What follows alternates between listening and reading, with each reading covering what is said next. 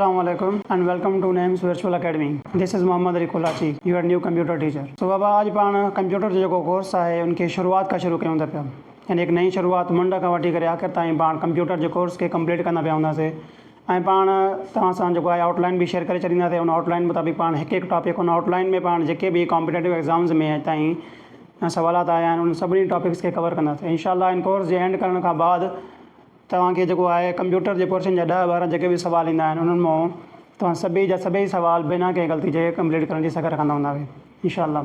सो शुरुआत कयूं था पिया सभ खां पहिरियां इंट्रोडक्शन टू कंप्यूटर सम, यानी अॼु जो जेको पंहिंजो टॉपिक हूंदो उन पाण कंप्यूटर जो इंट्रोडक्शन कराईंदा पिया हूंदासीं। कंप्यूटर आहे छा या बेसिकली कहिड़ी शइ खे कंप्यूटर चइबो आहे। सो सभ खां पहिरियां पाण ॾिसंदासीं इंट्रोडक्शन टू कंप्यूटर। सो इन जो इंट्रोडक्शन में सभ खां पहिरियां कंप्यूटर आहे छा। कंप्यूटर हिकु लैटिन ज़बान जो लफ़्ज़ आहे। लैटिन ज़बान जो कहिड़ो लफ़्ज़ आहे? लैटिन ज़बान जो लफ़्ज़ आहे कंप्यूटर। कंप्यूटर जी माना है टू कैलकुलेट, यानी हिसाब किताब करण। Initially refer to human clerks who perform calculation, यानी जॾहिं असां वटि मैकेनिकल ऐं इलेक्ट्रॉनिकल कंप्यूटरनि जा न ठहिया हुया त उन दौर में जेके असांजे क्लर्क्स हूंदा हुया यानी जेके माण्हू हूंदा हुया उन वक़्त में जेके हिसाब किताब कंदा हुया पैसनि वग़ैरह जो या कैलकुलेशन वग़ैरह जेके कंदा हुया उन्हनि खे कंप्यूटर चइबो हुयो। उनखां बाद में जॾहिं असांजा मैकेनिकल ऐं इलेक्ट्रॉनिकल कंपोनेंट कंप्यूटर वजूद में आया उनखां बाद में असांजो जेको कैलकुलेशन वारो कमु आहे उहो ऑटोमेटिक थियणु लॻो।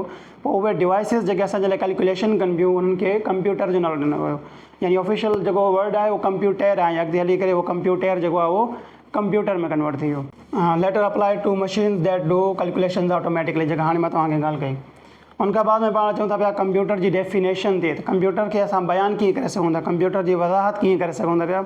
कंहिं अहिड़े माण्हू जॻहियूं जंहिंखे कंप्यूटर जी का बि ॼाण न आहे। सो सभ खां पहिरियां छा आहे, computer is an electronic device, यानी कंप्यूटर हिकु बिजली ते हलण वारी मशीन आहे। That accepts data and instruction from it's user. हिते ॿी ॻाल्हि आहे, यानी हिकु पॉइंट, कंप्यूटर हिकु बिजली ते हलण वारी मशीन आहे जेका पंहिंजे हलाइण वारे खां हिदायतूं ऐं डेटा खे एक्सेप्ट करे थी पई। यानी जेको कंप्यूटर हलाईंदो आहे, जेको इन मशीन खे, इन बिजली ते हलण वारी मशीन खे हलाईंदो, उहो इनखे कुझु डेटा ॾींदो ऐं कुझु हिदायतूं ॾींदो ऐं इहो कंप्यूटर उहो डेटा ऐं हिदायतूं एक्सेप्ट कंदो।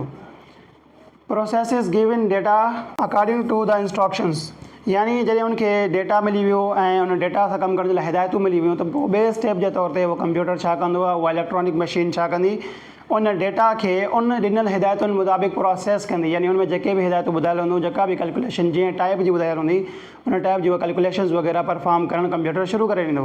And produce information according to given instructions, यानी पोइ उन्हनि टे स्टेज जे तौर ते या टे स्टेप जे तौर ते असांजो कंप्यूटर छा कंदो पियो हूंदो, उन ॾिनल हिदायतुनि मूजिबि जेको आहे असांजे डेटा खे इंफॉर्मेशन में कन्वर्ट कंदो ऐं असांखे पंहिंजो रिज़ल्ट ॾींदो। ठीकु आहे। सो अहिड़ी मशीन खे पाण छा चवंदा आहियूं, कंप्यूटर चवंदा आहियूं। सिंपली हिकु बिजली ते हलण वारी मशीन जेका पंहिंजे हलाइण वारे खां हिदायतूं वठे थी पई ऐं डेटा वठे थी पई, पोइ उन डेटा खे उन ॾिनल हिदायतुनि मुताबिक़ प्रोसेस करे थी पई ऐं उन डेटा मां असांखे इंफॉर्मेशन जनरेट करे ॾिए थी पई या ॾिनल हिदायतुनि मूजिबि असांखे हिकिड़ो मुनासिबु जवाबु ॾिए थी पई। पोइ उन बिजली ते हलण वारी मशीन खे असां कंप्यूटर चऊं था पिया।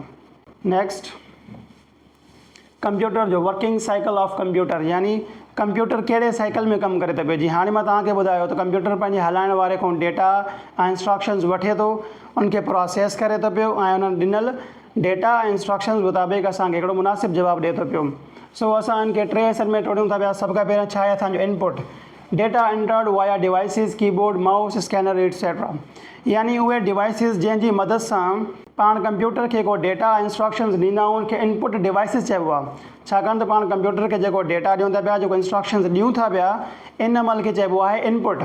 ऐं जंहिं डिवाइसिस जी मदद सां पाण ॾियूं था पिया उन्हनि खे चइबो आहे इनपुट डिवाइसिस, जंहिंमें पाण वटि कीबोर्ड अची वञे थो पियो, माउस अची वञे थो पियो, स्कैनर अची वञे थो पियो, टच स्क्रीन अची वञे थो पियो ऐं अहिड़ियूं ॿियूं खोड़ सारियूं डिवाइसिस अची वञनि थियूं पियूं। उनखां बाद में ॿियो स्टेप पाण वटि छा आहे, प्रोसेसिंग, यानी CPU processes data using instructions, यानी असां इनपुट जे तौर ते कंप्यूटर खे डेटा बि ॾिनोसीं ऐं इंस्ट्रक्शंस बि ॾिनोसीं। हाणे ॿिए स्टेप जे तौर ते प्रोसेसिंग जे अंदरि कंप्यूटर छा कंदो पियो हूंदो, कंप्यूटर जे अंदरि जेको प्रोसेसर हूंदो आहे, जेको कंप्यूटर जो दिमाग़ हूंदो आहे, जेको अॻिते हली करे पाण पूरो डिटेल में पढ़ंदा पिया हूंदासीं, उहो उन्हनि इंस्ट्रक्शंस जे मुताबिक़ असांजो जेको ॾिनल डेटा आहे उनजे मथां कमु कंदो पियो हूंदो। पोइ इन अमल खे पाण छा चवंदा आहियूं, प्रोसेसिंग चवंदा आहियूं। यानी ॾिनल हिदायतनि मूजिबि डेटा ते जेको कमु करण वारो अमल आहे उनखे प्रोसेसिंग चइबो आहे।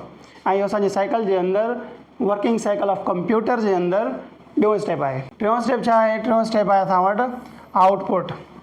प्रोसेस्ड इंफॉर्मेशन शोन वेया मॉनिटर प्रिंटर एंड स्पीकर्स।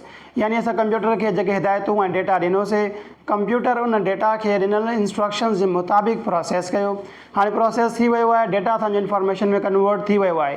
हाणे उहो जेको रिज़ल्ट आहे असांजे हिदायतुनि ऐं असांजो डेटा जो जेको कंप्यूटर असांखे ॾिए थो पियो, कंप्यूटर जे इन रिज़ल्ट ॾियण वारो जेको अमल आहे उन अमल खे असां चऊं था पिया आउटपुट। ऐं जंहिं डिवाइसिस जी मदद सां कंप्यूटर असांखे आउटपुट ॾिए थो या जंहिं डिवाइसिस जी मदद सां पाण कंप्यूटर में आउटपुट रिसीव कयूं था पिया, उन्हनि खे असां चवंदा आहियूं आउटपुट डिवाइसिस। जंहिंमें तव्हांजो मॉनिटर अची वञे थो पियो, स्पीकर अची वञे थो पियो, प्रिंटर अची वञे थो पियो ऐं अहिड़ी खोड़ सारी ॿियूं डिवाइसिस बि अची वञनि थियूं पियूं। Next, origin and purpose of computers. यानी कंप्यूटर जी शुरूआति किथां खां थी ऐं कंप्यूटर ठाहिण जो असल में मक़सदु छा हुयो, कंप्यूटर कंहिं ठाहियो, वग़ैरह वग़ैरह। सो सभ खां पहिरियां तव्हां इन साइड ॾिसी सघो था पिया त हे आहिनि चार्ल्स बेबेज, हिकिड़ो इंग्लिश मैथमेटिशियन एंड इन्वेंटर, जेको जंहिं हिकिड़े मैकेनिकल कंप्यूटर जी शुरूआति कई हुई 1822 में। यानी 1822 खां पहिरियां असां वटि का बि अहिड़ी मैकेनिकल डिवाइस या इलेक्ट्रॉनिकल डिवाइस न हुई जेका असांजे लाइ कैलकुलेशन्स करे सघे, जेका इनपुट वठे, प्रोसेसिंग करे, असांजे हिदायतुनि जो जवाबु ॾिए। सर चार्ल्स बेबेज 1822 में सभ खां पहिरियां हिकिड़ो डिफरेंस इंजन जेको आहे उहो नाले सां हिकिड़ो कंप्यूटर ठाहियो हो 1822 में। ऐं उनखां बाद में साॻे ई इंजीनियर असांजे sir Charles Babbage analytical engine ठाहियो 1837 में। इहे ॿ डिवाइसिस ठाहे करे सर चार्ल्स बेबेज जेको आहे मॉडर्न कंप्यूटर्स जो बुनियादु रखी छॾियो। यानी उनखां पहिरियां अहिड़ी का बि डिवाइस न हुई जेका इनपुट वठे उनखे प्रोसेस करे आउटपुट ॾे। सर चार्ल्स बेबेज जेको आहे उन्हनि डिफरेंस इंजन एनालिटिकल इंजन नाले सां ॿिया मैकेनिकल कंप्यूटर्स न, इलेक्ट्रिकल न हुया। जेके इलेक्ट्रिकल कंप्यूटर्स हुया उहे 1940 खां शुरू थिया, जेके पाण कवर कंदा पिया हूंदासीं जनरेशन्स ऑफ कंप्यूटर वारे लेक्चर जे अंदरि। सही आहे। सो सर चार्ल्स बेबेज जेको आहे 1822 में डिफरेंस इंजन जे नाले सां हिकिड़ो मैकेनिकल कंप्यूटर ठाहियो जेको कैलकुलेशन परफॉर्म कंदो हुयो, इनपुट वठंदो हुयो, उनखे प्रोसेस कंदो हुयो ऐं आउटपुट ॾींदो हुयो। Computers were invented to automate the calculations. यानी जेको कंप्यूटर्स ठाहिण जे पोयां जेको बुनियादी मक़सदु हुयो, जेको बुनियादी दिमाग़ु हुयो, उहो हुयो असांजे जेके कैलकुलेशन्स आहिनि उनखे ऑटोमेटिक करणु। लाइक हिकिड़ो असां इंसान आहियूं, असां कैलकुलेशन्स कयूं था पिया, असांखे तमामु घणो टाइम लॻे थो पियो, असांजे अंदरि ग़लती जो जेको आंसर आहे उहो तमामु घणो आहे असां इंसाननि जे अंदरि। सो असां इंसान कॾहिं बि परफेक्ट नथा थी सघूं, असां केॾा बि भला हुजूं, पर इहो चांस आहे त असां कॾहिं बि कंहिं बि शइ में ग़लती करे सघूं था, भली असां उनमें केतिरा बि माहिर हुजूं, पर छाकाणि त असां इंसान आहियूं, असांजूं सलाहियतूं महदूद आहिनि, असां उनमें ग़लती करे सघूं था पिया। सो अहिड़ी डिवाइस हुननि ठाही जेका असांजे उन कैलकुलेशन्स वारे अमल खे ऑटोमेटिक करे, तेज़ करे ऐं उनमें ग़लती जो आंसर बिल्कुलु बि न हुजे या तमामु घटि हुजे। इन मक़सद खे ज़हन में रखंदे कंप्यूटर्स जो जेको आहे उहो वजूदु रखियो वियो, कंप्यूटर्स ठाहिण जो अमल शुरू कयो वियो। हाणे हिते पाण वटि हिकु टिप ॾिजे थी पई तव्हांखे कंप्यूटर जो इन्वेंटर या फादर ऑफ कंप्यूटर खे यादि रखण जे लाइ। सो जेको चार्ल्स बेबेज आहे इनखे छा चइबो आहे, फादर ऑफ कंप्यूटर। ऐं इहो सुवालु अक्सर कॉम्पिटेटिव एग्ज़ाम्स में कंप्यूटर सेक्शन में बि ईंदो रहियो आहे त कंप्यूटर जो फादर कंहिंखे चइबो आहे। सो कंप्यूटर जो फादर चइबो आहे चार्ल्स बेबेज खे। इनखे तव्हां कीअं यादि करे सघो था पिया, हिकिड़ी सिंपल टिप आहे। So C for Charles, C for computer, घटि में घटि 4 नाला ॾिनल हूंदा आहिनि मल्टीपल चॉइस क्वेश्चन जे अंदरि। सो तव्हां इन में यादि रखे सघो था पिया त कंप्यूटर जेको फादर आहे उनजो नालो बि सी सां शुरू थिए थो पियो ऐं कंप्यूटर जो जेको नालो आहे उहो बि सी लेटर सां शुरू थिए थो पियो। So C for Charles, C for computer.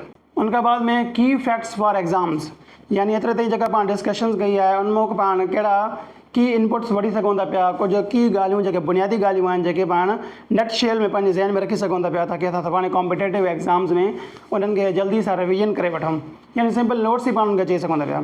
सो उहो कहिड़ी शइ आहे, सभ खां पहिरियों आहे वर्ड ओरिजिन। यानी इहो कोई तव्हां खां पुछी सघे थो पियो त कंप्यूटर वर्ड जो ओरिजिन छा आहे। सो कंप्यूटर छा आहे, हिकु लातीनी ॿोली जो लफ़्ज़ु आहे। लातीनी ॿोली जो कहिड़ो लफ़्ज़ु आहे, कंप्यूटर में वरितलु आहे। कंप्यूटर जो मतिलबु छा आहे, टू कैलकुलेट, यानी हिसाब किताब करणु। कंप्यूटर जो बुनियादी मतिलबु छा आहे, हिसाब किताब करण वारो। कंप्यूटर माना हिसाब किताब करणु। सो हिते वर्ब ऐं नाउन अची वञे थो पियो ऐं उहो हिकिड़ो इंग्लिश जो टॉपिक आहे। उनखां बाद में ओरिजिनल मीनिंग छा आहे, यानी जेको कंप्यूटर हुयो उहो बुनियादी तौर ते छाजे लाइ इस्तेमालु थींदो हुयो, कंहिंजे लाइ इस्तेमालु थींदो हुयो। उहो थींदो हुयो ह्यूमन क्लैरिक्स हू परफॉर्म्ड कैलकुलेशंस, यानी उहे इंसान क्लैरिक जेके उन वक़्त में मैनुअली कैलकुलेशंस वग़ैरह कंदा हुआ, उन्हनि जे लाइ लफ़्ज़ जेको आहे कंप्यूटर जो इस्तेमालु थींदो हुयो।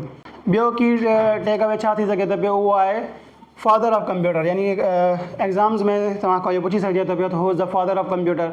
सो Charles Babbage is the father of computer, इहो तव्हांखे यादि हुजे। ॿियो मेजर छा आहे, मेजर इन्वेंशन्स, यानी सर चार्ल्स बेबेज जेको आहे उहो 2 मैकेनिकल कंप्यूटर्स ठाहिया। कहिड़ा कहिड़ा, हिकिड़ो हुयो डिफरेंस इंजन 1822 में, ॿियो हुयो एनालिटिकल इंजन 1837 में। इन इन्वेंशन्स खां बाद में सर चार्ल्स के बेबेज खे फादर ऑफ कंप्यूटर जो नालो ॾिनो वियो, छाकाणि त इन्हनि जो जेके इन्वेंशन्स हुयूं उन इन्वेंशन्स मॉडर्न कंप्यूटर्स जी बुनियादु रखी। पोइ कंप्यूटर जो वर्किंग साइकिल छा आहे, बिल्कुलु सिंपल आहे। सभ खां पहिरियां उहो इनपुट वठे थो पियो, उन इनपुट खे प्रोसेस करे थो पियो, ऐं उनखां बाद में उन इनपुट जो हिकु मुनासिबु ऐं बहितरीनु जवाबु ॾिए थो पियो, जंहिंखे पाण आउटपुट चवंदा पिया। उनखां बाद में एतिरे ते थी वियो पंहिंजो लेक्चर। हाणे पंहिंजे इन लेक्चर मां कहिड़ा कहिड़ा सवाल जेके आहिनि उहे कॉम्पिटेटिव एग्ज़ाम्स में अची सघनि था पिया। सो ॾिसो, तव्हांखे पुछी सघिजे थो पियो the word computer comes from, यानी जेको वर्ड कंप्यूटर आहे इहो किथां अचे थो पियो। इहो कैलकुलेटर मां अचे थो पियो, कंप्यूटर मां अचे थो पियो, कंपिलेटर मां अचे थो पियो, या कंपोज़िटर मां अचे थो पियो। सो कंप्यूटर जेको वर्ड आहे उहो किथां अचे थो पियो, कंप्यूटर मां अचे थो पियो। सही आहे, इहो असां हाणे पढ़ियोसीं। उनखां बाद में छा आहे, ओरिजिनली कंप्यूटर रेफर्ड टू, यानी बुनियादी तौर ते जेको कंप्यूटर लफ़्ज़ हुयो उहो कंहिंजे लाइ इस्तेमालु थींदो हुयो, कंहिं इशारो कंदो हुयो, उहो कंदो हुयो ह्यूमन क्लैरिक्स डे, जेको हाणे पाण की टेक अवेज़ में बि पढ़ियोसीं, ऐं उनखां पहिरियां डिटेल में बि मां तव्हांखे थोरो ॿुधायो। ॿियो तव्हांखे छा पुछी सघंदो आहे, अक्सर सवाल जेको आहे उहो जेको कॉम्पिटेटिव एग्ज़ाम्स में बि ईंदो आहे उहो आहे फादर ऑफ कंप्यूटर। सो सवाल अची सघे थो, who is the father of computer. So who is the father of computer? Computer, C for computer, C for Charles. So Charles Babbage is the father of computer. तो ॾिसंदा हुआ Charles किथे लिखियल आहे, चार्ल्स हिते लिखियल आहे C में, चार्ल्स बेबेज, हिनखे तव्हां टिक कंदा ऐं तव्हांजो जवाबु जेको आहे उहो सही थी वेंदो। उनखां बाद में तव्हांखे पुछी सघंदा पिया त डिफरेंस इंजन वॉज डिज़ाइंड इन, यानी जेको डिफरेंस इंजन हुयो उहो कॾहिं ठहियो। पाण पढ़ियोसीं त जेको पंहिंजो चार्ल्स बेबेज हुयो उन 2 मैकेनिकल कंप्यूटर्स ठाहिया हुया, हिकिड़ो डिफरेंस इंजन, ॿियो analytical engine. So difference engine कॾहिं ठहियो, डिफरेंस इंजन जेको आहे उहो असांजो ठहियो हुयो 1822 में, ऐं जेको एनालिटिकल इंजन हुयो उहो ठहियो हुयो असांजो 1837 में। पर हिते छा पुछंदा पिया, त डिफरेंस इंजन पुछंदा पिया। सो असां डिफरेंस इंजन वारे जवाब ते क्लिक कंदासीं ऐं असांजो जवाबु सही थी वेंदो। अॻिते हलूं था पिया। उनखां बाद में पंहिंजे इन लेक्चर में ॿिया सवाल कहिड़ा पैदा थी सघनि था पिया, उहे जेके उहे पुछी सघनि था पिया, जंहिंखे तव्हां तयारु करे जेको आहे पंहिंजे लाइ कमु आणे सघो था पिया। उहो आहे तव्हांजो एनालिटिकल इंजन वॉज डिज़ाइंड इन।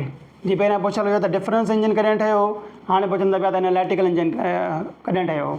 सो एनालिटिकल इंजन 1837 में ठहियो हो। उनखां बाद में आहे असांजो working cycle, basic working cycle, जेको हाणे पाण की टेक अवेज़ में बि तव्हांखे ॿुधायोसीं। सो इन्हनि जो जेको प्रोसेस आहे, जेका इन्हनि जा स्टेप्स आहिनि उहे बिल्कुलु, इन्हनि जो जेको ऑर्डर आहे उहो इम्पोर्टेंट आहे। इन शयुनि खे तव्हां अॻिते पोइ नथा करे सघो। सो इन में छा पुछी सघंदा पिया, इनमें तव्हांजो ऑर्डर चेंज करे तव्हांखे पुछी सघंदा पिया। त उहो छा करे थो पियो, पहिरियां इनपुट वठे थो, पोइ आउटपुट ॾिए थो, पोइ प्रोसेसिंग करे थो पियो। बिल्कुलु ग़लति आहे, ईअं नथो करे। उनखां बाद में इनपुट वठे थो, प्रोसेसिंग करे थो पियो, आउटपुट ॾिए थो पियो, इहो बिल्कुलु सही आहे। छाकाणि त इनपुट जो मतिलबु छा आहे, इनपुट जो मतिलबु आहे हलाइण वारे को डेटा ऐं हिदायतूं वठणु। प्रोसेसिंग जो मतिलबु आहे उन्हनि डेटा ऐं ॾिनल हिदायतुनि जे मथां कमु करणु। ठीकु आहे। ऐं आउटपुट जो मतिलबु छा आहे, उन डेटा ऐं ॾिनल हिदायतुनि जो हिकु मुनासिबु जवाबु हलाइण वारे खे ॾियणु। पोइ उनखे पाण छा चवंदा आहियूं, उनखे पाण आउटपुट चवंदा आहियूं। सो इहो जवाबु असांजो बिल्कुलु सही आहे, असां इनखे टिक करे छॾींदासीं। ठीकु आहे। बाक़ी हे ॾिनल आहिनि प्रोसेसिंग, इनपुट, आउटपुट, इहे बिल्कुलु उलट थी वियो असांजो, हे बि उलट आहे। सो अगरि असांखे साइकिल यादि हूंदो, वर्किंग साइकिल, त पोइ असां हिते ॾिसी करे हिकिड़े 5 सेकंडनि जे अंदरि सॉल्व करे वठंदासीं। सो उनखां बाद में असां वटि हिकिड़ो ॿियो बि सुवालु आहे, वाई वर कंप्यूटर्स इन्वेंटेड। कोई तव्हां इहो बि पुछी सघे थो पियो त कंप्यूटर छो ठाहियो वियो। सो कंप्यूटर छो ठाहियो वियो, एंटरटेनमेंट जे लाइ ठाहियो वियो, बिल्कुलु बि न। ऑटोमेट कैलकुलेशंस, हिसाब किताब खे ऑटोमेटिक करण जे लाइ ठाहियो वियो, बिल्कुलु सही आहे। कंप्यूटर जेको हुयो उहो कैलकुलेशंस खे, हिसाब किताब खे ऑटोमेट करण जे लाइ, ऑटोमेटिक करण जे लाइ ठाहियो वियो। स्टोर वीडियोज़, रिप्लेस बुक्स, इहे कंप्यूटर जा बुनियादी मक़सदु न हुया। अॼु इहे सभई कम पाण कंप्यूटर में करे सघूं था पिया, लेकिन कंप्यूटर ठाहिण जो जेको बुनियादी मक़सदु हुयो उहो हुयो टू ऑटोमेट कैलकुलेशंस खे ऑटोमेटिक करणु। Thank U.